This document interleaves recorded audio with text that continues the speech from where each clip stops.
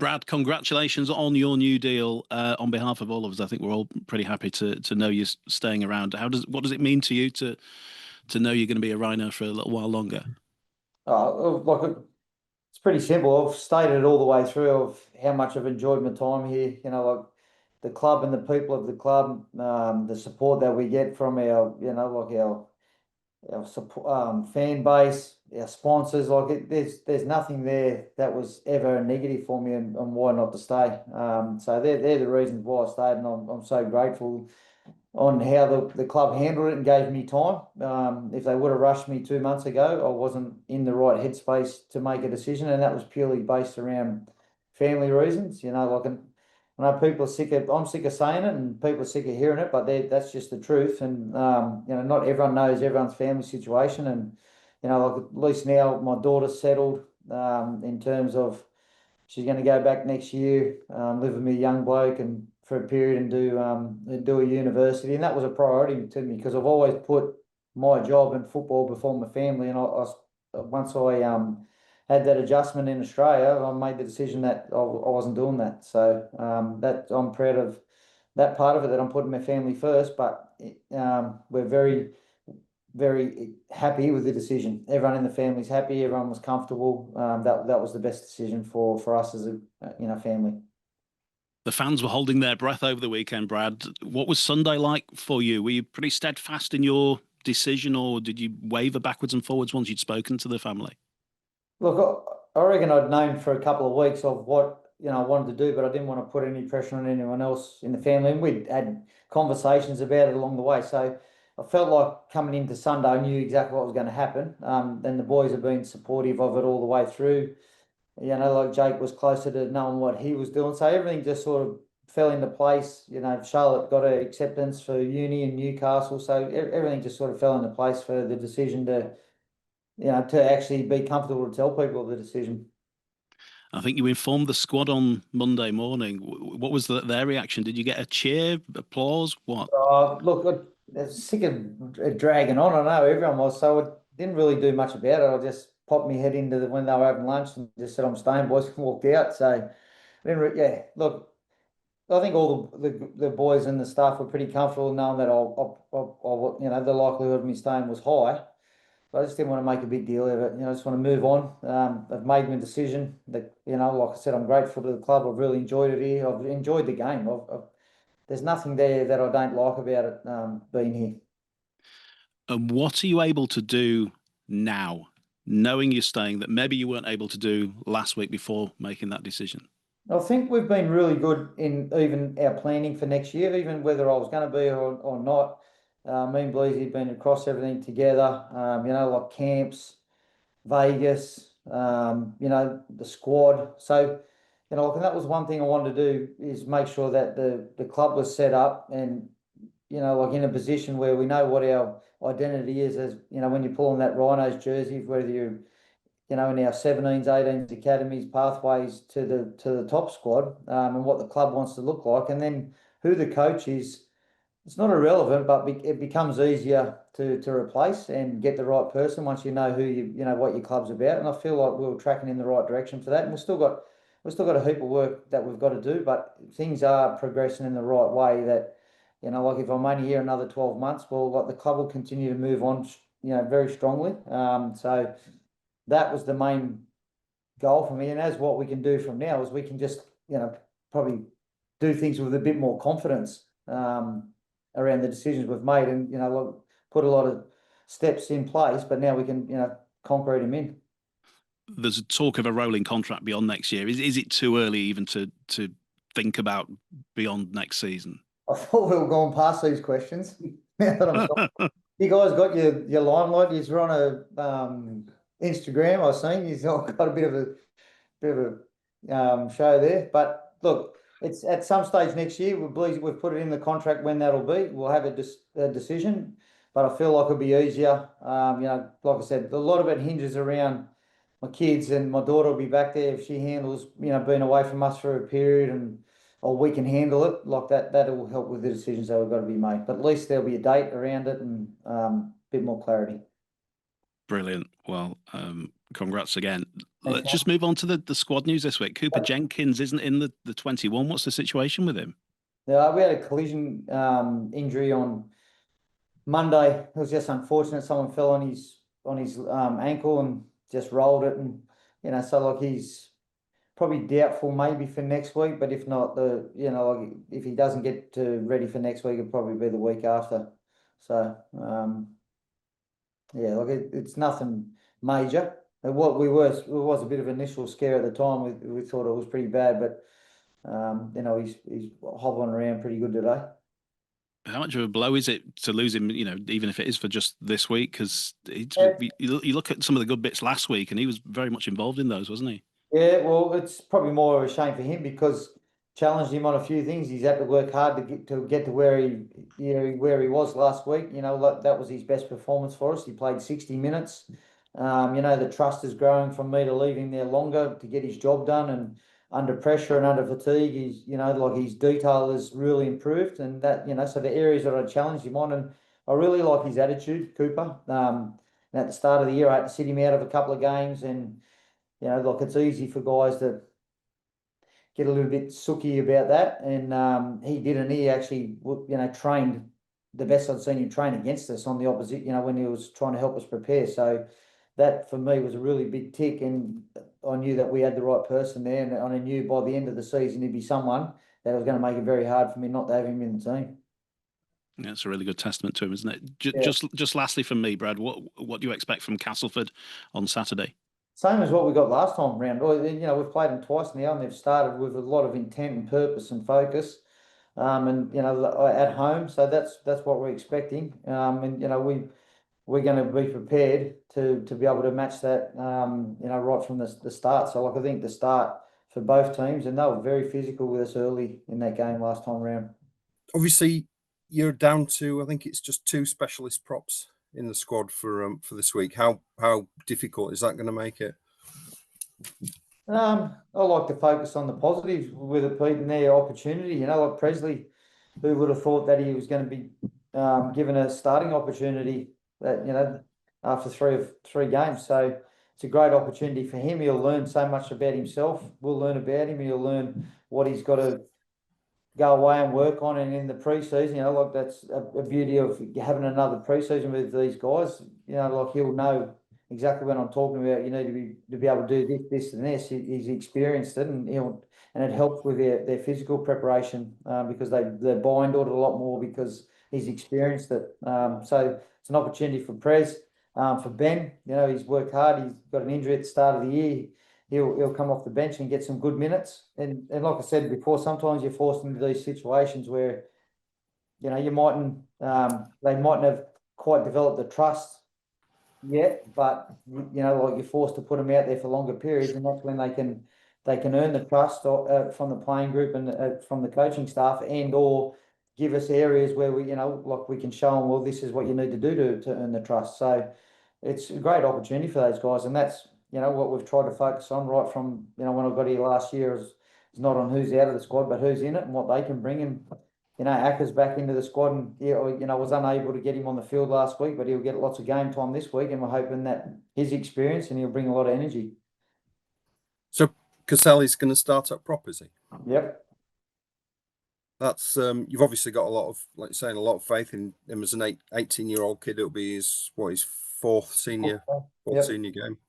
It's faith in him, but look, it's pretty hard to have a heap of faith in him because he's untried. So I don't want to talk untruths right now, but the biggest I think testimony to that is I've got trust and faith in the blokes around him that they'll make sure that they do their job to allow him to be able to settle into it. Look, we're not relying on an 18-year-old kid to get the job done for us. It's up to the rest of them to pull their weight, and still got a very good forward pack there.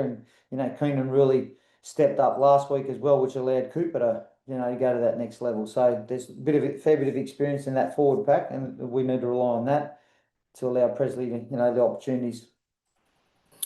You've got a couple of young forwards, academy forwards in the 21. I'm assuming that's more for experience than likelihood of them playing. What can you tell us about those two, Stead and Lloyd? Yeah, it's more reward for, you know, how hard they've worked, and we also want to show them that they're close enough, and just puts a bit of a spring in their step, you know, and they feel like they're getting closer. And you know, like, and I've been honest with them, like the likelihood of you getting a run is remote, but you just never know. In our game, things chop and change each week, but you're getting closer. You know, enjoy the experience. You know, sitting on a meeting here and there doing it. You know, like they can get way more experience doing that sort of thing than me talking to them about experiences. And it just, you know, shows you that we are invested in our youth. Cam Smith is obviously missing again. Have you any timescale on that yet? Is it still a week to Tough one week? at the moment because he's got a back issue, you know, like, and you know it's hard to, one day he's good and the next day, you know, he's gone backwards a little bit. So and we're probably trying to train him and manage him at the same time. So we've just put him on ice for a little bit, get on top of the issue, and as long as we can get the last couple of games out of him, you know, to get him some physicality back into it, and some match fitness going into those last, you know, into that, you know, the final series. So have you effectively ruled him out of the next couple as well then? We're taking it a week at a time because backs can change daily. So, you know, when you've got a back spasm injury, so, you know, like at this stage, you know, he's not running at the moment. It won't take him much to get back into it, but you know, what might be 1 week, 2 weeks, 3 weeks. I'm not quite sure, but we're just going to be patient with it. Yeah. And there's a reserve game after the main match, isn't there? Max Simpson and Ned McCormack both playing in that. Yep. That's obviously a boost, isn't it? Yep. It's a positive for those guys. They've had a really good training period now, an extended period. They're confident. Like, I talked to Max today, and he couldn't get the smile off his face. So we just hope for him. You know, like, we're only expecting them to play 40 minutes, both of them, this week, and then, you know, with fortnight times, we've got another game and then a fortnight. So it'd be nice if they can get out there, just get confident, they get through the 40 minutes, and then continue their training and put themselves in a position, you know, we might need to call upon them, you know, at the back end of the season. Was one of the deciding factors that you feel that you can achieve something special with this group? Oh, it helps. It helps. Like I said, I've got to be strong with what, you know, like the family was the main part of it. Like, just make sure everyone was comfortable with, you know, our arrangement. And then the second part of it was the buy-in. Like I said, there's good people here, the buy-in from the boys. I want to make sure that I can feel I can actually make a difference. And I've always said that. And I feel like I can, and you know, whatever we can achieve this year is great, and I still, you know, like, another pre-season will help, but we certainly haven't given up any hope, and I think you know, like, we've beaten every team in the competition so far, so we've showed that we're good enough to beat, you know, the best teams. But if we want to be the best team, you've got to do that every week, and you know, look, and we're getting closer to it, and we haven't been inconsistent at all. We've beat, because at the 70th minute mark of every single game this year, we've been in a position to win it. We just, at times, find a way to put ourselves under pressure. So when we can get better at that, you know, we're going to be extremely hard to beat. You might have already answered my next question, but do you feel this group has what it takes to get to Old Trafford and win there? Well, like I said, I've showed that. Well, we've showed that we can beat every team. So, you know, like, on our day, but you know, like, the teams that we're chasing, their day is pretty regular, and that's what we're chasing. You know, that making sure that we're ultra reliable, and like, I'm really confident that we're reliable about turning up with the right mindset, right attitude. But it's just that at times in periods of the games, you know, we just play a bit frustrated. We just got to learn to be able to control our emotions and, you know, being in control of that game, of all the outcomes for 80 minutes. And they're not always, you know, good outcomes, but like, at least being in control of them. And given the sacrifices you made, how much would success mean to you on this side of the world? Oh, I love it, mate. Like, I love winning. But what I really enjoy the most is, in terms of success, you know, like, seeing guys, we've got quite a few guys that have been mentioned for the England, you know, the English team at the end of the year, development of our young guys, consistency right through the club with staff, but also, you know, like, all three grades are up there and fighting really tough. But the biggest thing that I really enjoy is the look in the boys' eyes when they come off, and you know, or so a hug or a handshake, but that's the bit, you know, that connection there of knowing that, you know, they've had a real crack for the club and the team and myself. Like, that's the bit I really enjoy. Has it become a home away from home for you? Yeah, definitely. We love it. It's been great. We've had lots of friends and family come and visit us. So, yeah, we've like I said, my daughter and my wife are really excited about staying. There's a lot of good people, and like all the players' partners are so welcoming. They do lots of stuff together, so it's made it easy. That I can go away and do my job and go to work and not have to worry about if Michelle and Charlotte are okay, because they're always busy and they've got stuff to do. And now you're settled on your decision. Are you excited about this next phase and what's ahead for the club? Yeah, it's I'll be honest, it was weighing down on me a little bit. It was a bit draining just having to answer the same questions all the time. So I hope after today we're done, because I'm here. Like, you can't ask me those questions anymore. But and I'm sure it's draining on everyone. And I didn't mean to drag it out, but it was just I had to come up with a decision I was happy with. Just a couple for me. You've clearly bought into Leeds as a club. Have you bought into Leeds and maybe the greater area as a whole, as a place? Do you like the place as well as much as the club? Yeah, I do. Yeah. We live in the city. We're looking at maybe a change next year to maybe out in the suburbs a little bit, but Michelle and Charlotte are busy looking at our options, maybe moving a bit closer to some of the other families that are here, because, we're starting to develop nice friendships there especially for the girls.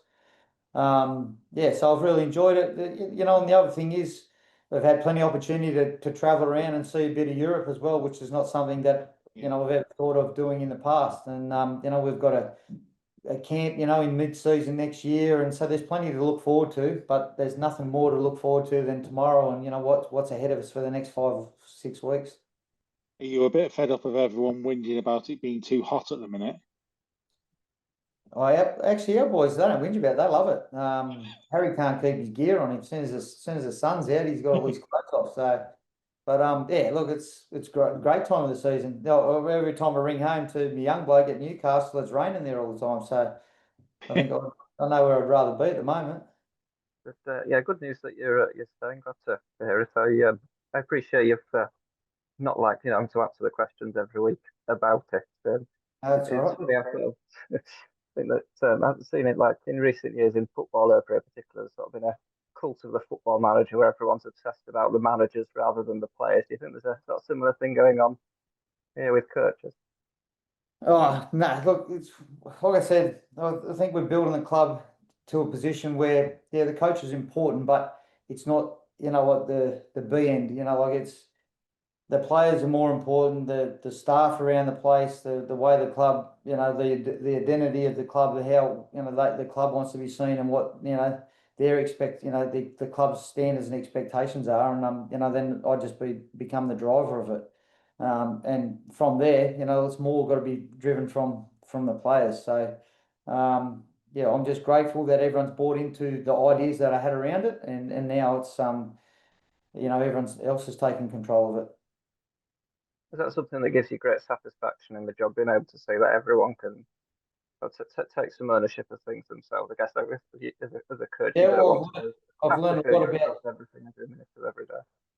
Yep, I've learned a lot about leadership, and leadership's not always just about telling people what to do. It's, giving other guys control of those opportunities to, and that's how you probably build bigger, stronger leadership with plenty of people contributing. Yeah, like I said, it's been really a good experience for me. And while I'm hungry to try and get success and win silverware, the main legacy I wanted to leave was make sure whenever my time's finished at this club, the club's going in the right direction and it was in a better place than when I arrived. And at the moment, I feel like we're heading in the right direction. But I've got to reiterate, it's not me; it's a lot of people at this club. There's a lot of people, working really hard and devoted to the team and the club, and they're the ones driving it. Just in terms of the performances on the field specifically, what changes or improvements have pleased you most over just over 12 months that you've been working with the team? Well, I feel like we're getting better at what an 80-minute performance looks like. It's hard to get. Every team's striving for it, and it's near impossible. But I feel like we're getting better at what it actually looks like, and how we try and target it. It's, like I said, it's hard to achieve it. But I'm really proud of the team's responses to, you know, good moments and bad moments, responses to good decisions from the referees, and sometimes some, you know, ones that are a bit questionable. Like everyone, you know, like in our team, referees makes mistakes, and you know, it's how we deal with it and respond to it, and you know, how we turn it into a positive, or how it works for us instead of how it works against us. And like, I've really enjoyed that part of it. The boys, you know, there's no victim mentality. It's right. Well, what are we doing about it?